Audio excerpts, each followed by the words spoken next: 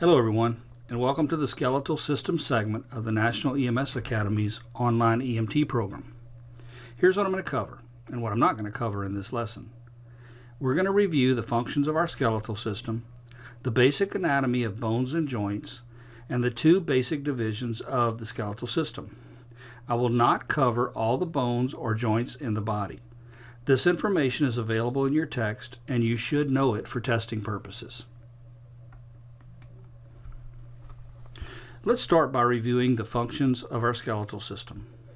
First, it gives shape and form to our body. It makes us look like we expect people to look.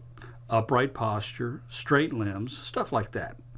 As a matter of fact, deformity is a key indicator of bone injury. Our skeleton also has a protective function. Think of the skull and ribs. They protect the delicate internal organs of our bodies from internal injury when external forces are applied to the body.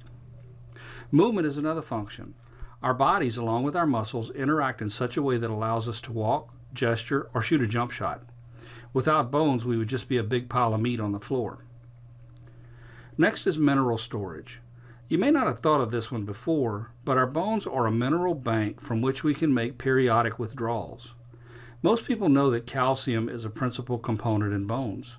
But did you also know that calcium is critical to muscular contraction and impulse transmission in the nerves? When the calcium levels in the body cells gets too low, we can actually move some of that calcium out of our bones and use it until we can replenish the levels in our diet. Finally, our bones are critical for blood cell production. The components in our blood that we call the formed elements, red blood cells, white blood cells, stuff like that, are all formed in the bone marrow. So as you can see, our skeletal system has several critical jobs to perform. Okay, let's do a basic review of bone anatomy. This illustration shows a typical long bone in the body, and I want to call your attention to some of the basic parts. First, notice that the bone is not solid. Instead, there's an outer hard shell of what's called compact bone. It's the hardest, strongest part of the bone. Toward the ends, you'll find some more porous bone that's not nearly as hard. This is called spongy bone. And most bones actually grow from these end areas as this spongy bone is converted to compact bone.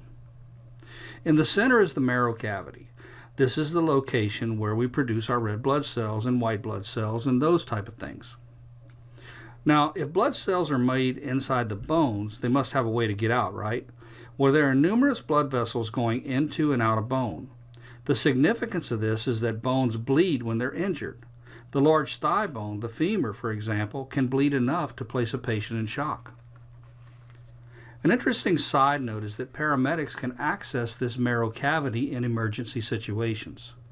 In cases where we can't get an IV, a needle is actually inserted into the cavity and IV fluid is administered through that needle. The fluid then flows out of the bone in blood vessels and enters the central circulation. The last thing I want to show you on this illustration is the cartilage that covers the end of bones. This allows two bones to smoothly slide against one another when a joint moves. In some disease states, cartilage is lost and joint movement becomes very, very painful. Now let's talk about joints. We tend to think about movement when we think about joints, but a joint actually exists anywhere two or more bones meet. Some joints are immovable. Think of the bones that make up the skull or the fused vertebrae in our lower spine. The joints we see here on this slide are movable. They're the hip on the left and the shoulder on the right.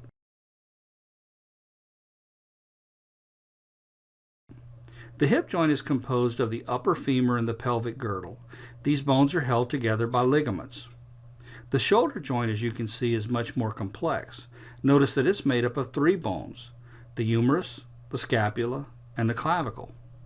It also contains more ligaments, which allow it a much wider range of motion than the hip.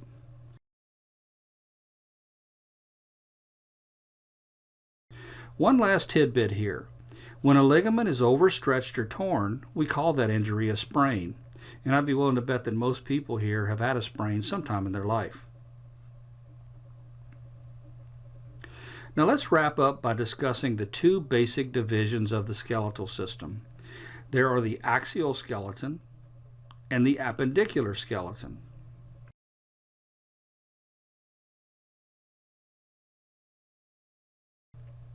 The axial skeleton provides the central framework of the body and protects the vital organs. It is composed of the skull, the spine, the ribs, and the sternum or breastbone. The appendicular skeleton contains the bones of the extremities, and these hang on the axial skeleton. Now, it's obvious that the bones of the arm, hand, legs, and feet are part of the appendicular skeleton, but note that the bones of the shoulder and the pelvis are also considered part of this skeletal and part of the extremities. Well, that's it, folks. We covered the functions of our skeleton, the basic anatomy of bones and joints, and the principal parts of the skeleton. Don't forget to study all those bones and joint types on your own. Catch you next time. Bye.